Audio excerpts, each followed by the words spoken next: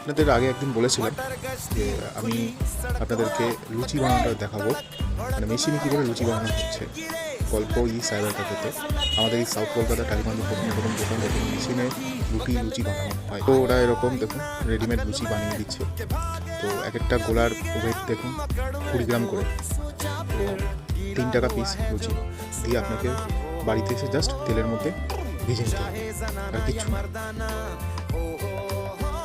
এটাই পরিষ্কার যতটা পারছে হাইজিনিক করে কিছু। এবার ওরা গ্লাস করে করতে পারছে না, কারণ যেহেতু প্রবলেম হয় বলে, তাই খালি হাতেই করছে। দেখুন লুচি সাইজটা দেখুন কি সুন্দর বেরিয়ে আসে, কত এটা যখন তেলে দেবেন না লুচির লাস্টে আছে কত অনেক বড় সাইজ, ফলা সাইজ লুচি। তো আমি নাম্বারটা এখানে দিয়ে দিচ্ছি।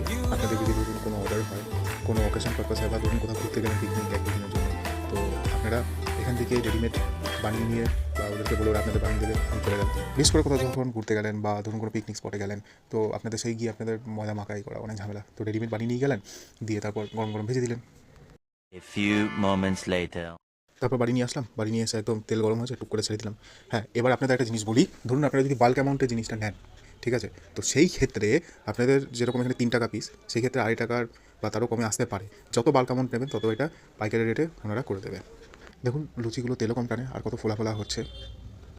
আবার দেখা হচ্ছে আপনাদের সাথে নেক্সট ভিডিওতে। ভালো থাকবেন সবাই, সুস্থ থাকবেন, ধন্যবাদ।